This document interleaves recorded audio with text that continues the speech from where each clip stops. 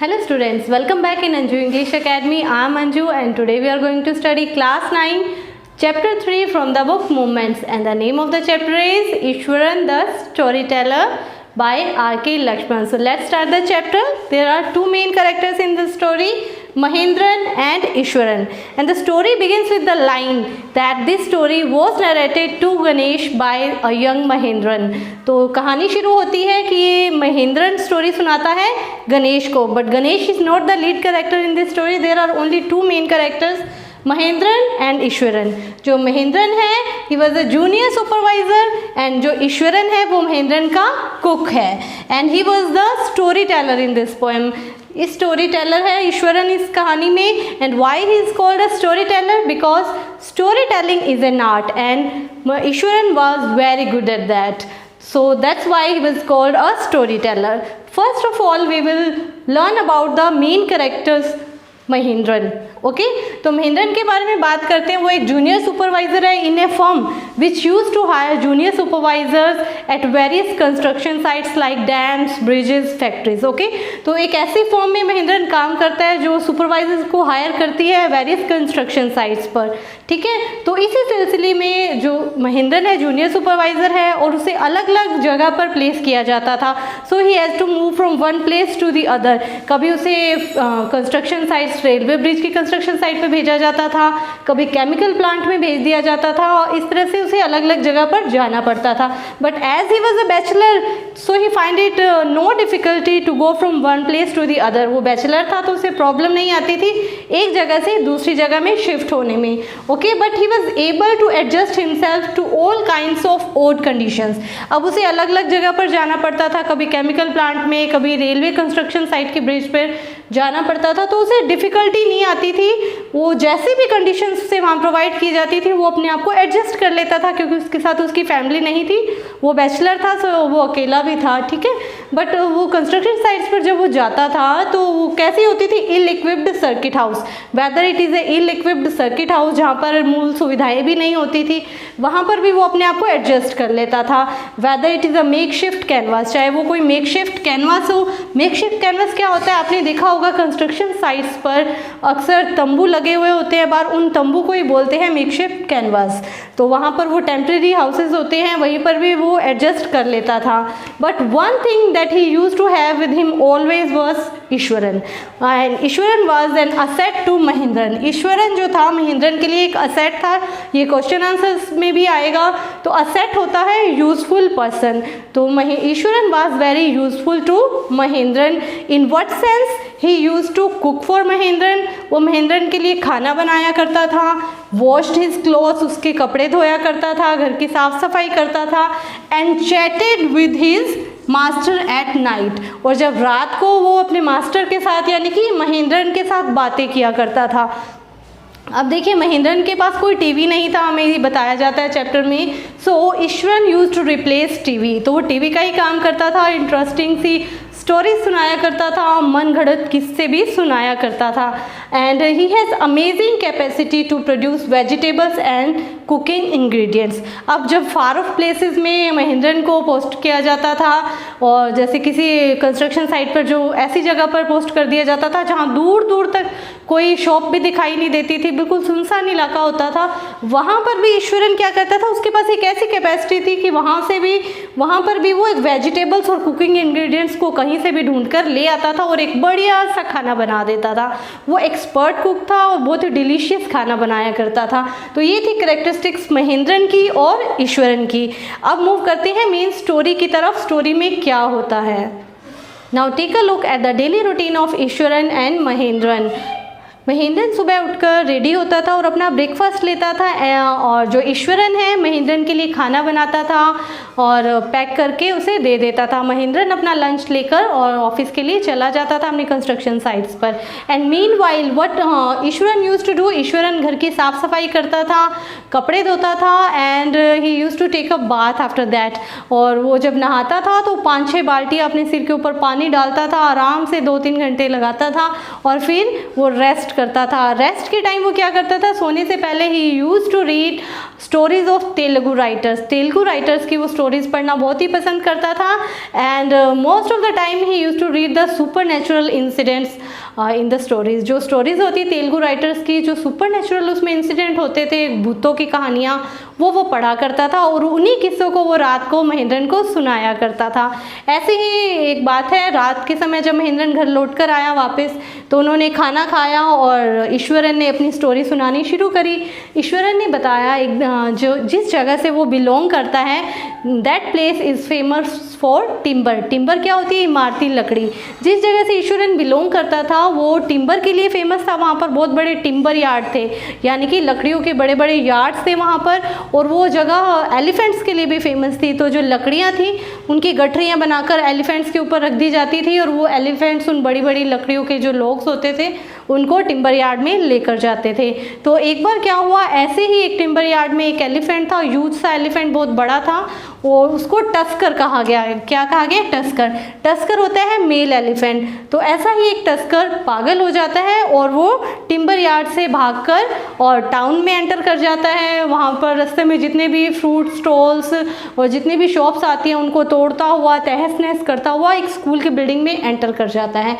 अब क्या होता है, स्कूल की बिल्डिंग में जैसे ही एंटर करता है तो वहाँ पर भगदड़ मच जाती है और जो बच्चे होते हैं स्टूडेंट्स, वो सब अपने अपने क्लासरूम्स में जाकर और गेट बंद कर लेते हैं। और जो टीचर्स हैं वो टेरेस में चढ़ जाते हैं और टेरेस पे खड़े होकर वो नीचे देख रहे होते हैं कि एलिफेंट क्या कर रहा है। ठीक है, तो अब जो एलिफेंट है वो तोड़फोड़ करना शुरू कर देता है। जितने भी ट्रीज़ हैं उनको उखाड़ के फेंकता है और वहाँ पर वॉलीबॉल नेट है उसको भी वो फाड़ देता है। इस तरह से वो सब लोग देख रहे होते हैं, डरे सहमे होते हैं। गलियाँ बिल्कुल सुनसान हो जाती हैं, वहाँ पर कोई भी दिखाई नहीं देता, सब अपने अपने घरों में छुप जाते हैं। अब क्या होता है, ईश्वरन के दिमाग में एक ट्रिक आती है। अब वो कहता है कि मुझे नहीं समझ आया कि उस वक्त मेरे माइंड में क्या आया। वो क्या करता है कि एक टीचर के हाथ में एक स्टिक होती है, उसको लेता है और भागकर नीचे खुले में आ जाता है जहाँ पर वो एलिफेंट खड़ा होता है। और क्या करता है, भागकर एलिफेंट के पास जाता है और जो एलिफेंट की थर्ड टोनेल होती है, यानी कि पैर की तीसरी उंगली होती है, उसके ऊपर उस स्टिक को पटक देता है। ठीक है, और ऐसा कहकर ईश्वरन कहते हैं now it's time for dinner, और डिनर का टाइम हो गया, अब मैं खाना गर्म करके ही वापस आऊँगा। और ये उसकी एक ट्रिक थी। सुनने वाला तो बिल्कुल वो कंफ्यूज होकर रह जाता है कि आगे क्या हुआ होगा। महेंद्रन भी ऐसी कंडीशन में पहुंच जाता है। अब ईश्वरन तो चला जाता है और महेंद्रन सोचता रहता है कि उसके बाद क्या हुआ होगा। अब जब ईश्वरन वापस आता है तो उसकी आदत होती है कि जहाँ पर वो स्टोरी को छोड़कर जाता है वहीं से वो फिर से शुरू कर देता है। तो ईश्वरन फिर से स्टोरी शुरू करता है और कहता है, महेंद्रन पूछता है उसके बाद क्या हुआ, तो he used to tell that जब उसने थर्ड टोनेल पे स्टिक को पटका उसकी, तो जो एलिफेंट है वो लड़खड़ाकर नीचे गिर जाता है। तो महेंद्रन पूछता है तुमने ऐसा कैसे किया, how did you do that. तो ईश्वरन बताता है कि ये एक जापानीज़ आर्ट है जुजुत्सु नाम की, वो मुझे आती थी इसलिए मैंने ऐसा कर दिया। वो एलिफेंट गिर जाता है, फिर एक वेटनरी डॉक्टर को बुलाया जाता है और 2 दिन के बाद आफ्टर 2 डेज़ एक महावत को बुलाया जाता है और उसकी मदद से उस एलिफेंट को वापस जंगल में छोड़ दिया जाता है। तो ये कहानी थी कौन सी, टस्कर की, जो ईश्वरन ने महेंद्रन को बताई। अब जैसे कि बताया, अब ये सच्ची थी या नहीं हम नहीं जानते। ईश्वरन जो है एक एनेक्डोट सुनाया करता था, किससे सुनाया करता है, और हमें ये भी बताया गया कि वो मनगढ़ंत भी होते थे। ठीक है, अब इस इंसिडेंट में कितनी सच्चाई थी वी डोंट नो। अब उसके बाद आता है एक सुपर नेचुरल इंसिडेंट। वो क्या होता है कि नेक्स्ट डे, अब सुबह महेंद्रन उठता है तो ईश्वरन उसको अच्छा सा ब्रेकफास्ट बनाकर देता है और कहता है कि आज का दिन बहुत ही स्पेशल है। आज के दिन हम अपने एंसेस्टर्स को यानी कि पूर्वजों के लिए खाना बनाते हैं और उनको अर्पित करते हैं। तो क्या मैं आपके लिए भी आज डिनर में एक स्पेशल खाना बनाऊं? तो महेंद्रन कहता है व्हाई नॉट, क्यों नहीं, तुम मेरे लिए अच्छा सा खाना बनाओ, I would love to eat that food. तो रात को जब महेंद्रन वापस आता है तो देखता है बहुत ही अच्छा खाना बना होता है, डिलीशियस से वेजिटेबल्स बनी होती हैं बहुत ही, और वो खाता है और बहुत ही एंजॉय करते हैं वो लोग डिनर को। अब क्या होता है, रात को सोने का टाइम होता है तो वही ईश्वरन क्या रूटीन था, वो कोई ना कोई किस्सा सुनाता है महेंद्रन को। तो वो सुनाना शुरू करता है कि ये जो जगह है जहाँ पर वो लोग रह रहे हैं, फैक्ट्री का जितना भी एरिया, वहाँ पर कब्र हुआ करती थी एक समय में। और वो कहता है कि मैंने अक्सर ह्यूमन जो स्कल्स हैं, वो मैंने बोन्स हैं वो सब यहाँ पर देखी है, मानव की खोपड़ियाँ जो होती हैं अक्सर मैंने आसपास के एरिया में पड़ी हुई देखी हैं। तो ऐसा सुनकर महेंद्रन एक बार तो डर सा जाता है और उसे रोकता है कि तुम ये कैसी बातें कर रहे हो। तो ईश्वरन कहता है ये सच्ची बात है, और मैंने ये भी सुना है कि जो फुल मून डे होता है, पूर्णमासी की रात होती है, तब एक यहाँ पर भूत भी दिखाई देता है अक्सर। और वो भूत किसका होता है? एक विमेन का होता है जो अपने हाथ में एक फेटस को लेकर घूम रही होती है। एक औरत रात के समय निकलती है, वो बहुत ही भयानक सी दिखाई देती है, उसके बाल उलझे हुए होते हैं, सफ़ेद कपड़ों में होती हैं और उसके हाथ में एक फेटस होता है। फेटस यानी कि भ्रूण, एक बच्चे का जन्म लेने से पहले का जो बच्चा होता है वो भ्रूण उसके हाथ में होता है और वो अक्सर पूर्णमासी की रात को घूमा करती है। तो ऐसा सुनकर महेंद्रन डर जाता है बहुत ही और उसे डांटने लगता है, नॉनसेंस कहता है कि तुम ऐसे कैसी बातें कर रहे हो और यहाँ से चले जाओ। और वो ईश्वरन को वहाँ से भगा देता है। और जब ईश्वरन चला जाता है तब उसे लगता है कि शायद कल ये वापस नहीं आएगा, और आ भी गया तो मुझसे कुछ दिनों तक बातें नहीं करेगा। बट ईश्वरन के जाने के बाद वो फुल मून नाइट ही होती है, पूर्णमासी की ही रात होती है। महेंद्रन बहुत ही डर जाता है। वो सोने के लिए अपने बिस्तर पर जाता है तो उसका मन होता है कि मैं वो खिड़की से बाहर देखे। अक्सर वो खिड़की से बाहर मूनलाइट को एंजॉय किया करता था।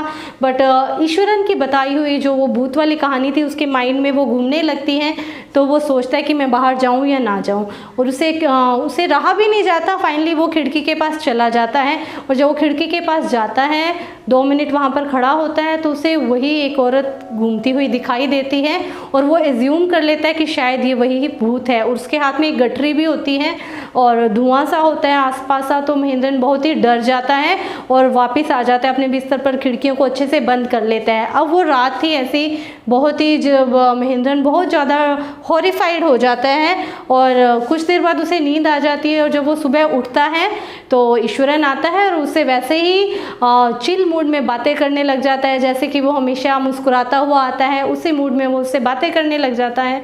और उससे पूछता है कि क्या आपने भी, महेंद्रन को ईश्वरन पूछता है कि आपने रात को उसी भूत को देखा, उसी विमेन गोस्ट को जो अपने हाथ में फेटस लेकर घूम रही होती है पूर्णमासी की रात को। तो महेंद्रन और भी डर जाता है और उसे वो सब पूछता है ईश्वरन से कि तुम्हें कैसे पता। तो ईश्वरन कहता है रात को आपके कमरे से रोने की आवाज़ें सुनाई दे रही थी, डर की और खौफ की, इस तरह से आवाज़ें सुनाई दे रही थी, तो मैं समझ गया कि आपने उस औरत के भूत को देखा होगा। ये तो महेंद्रन हड़बड़ाहट में अपना टिफ़िन उठाता है और काम पे निकल जाता है। और जाते हुए रास्ते में वो यही सोच कर जाता है कि मैं अपना सारा काम निपटा कर आऊँगा फिनिश करके, और इस जगह को छोड़कर हमेशा के लिए इस हॉन्टेड प्लेस को छोड़कर चला जाऊंगा, कभी भी वापस नहीं आऊँगा। So this was the story of Eswaran the story Taylor. कैसी लगी आपको? आई होप आप सबने इसे एंजॉय किया होगा। Now let's take a look at the difficult word meanings of this chapter. Makeshift canvas means temporary tent, जिसे तंबू भी कहा जाता है। Muttering means saying very slowly, किसी बात को धीरे से कहना। Enormous, enormous means very big, बहुत ही बड़ा।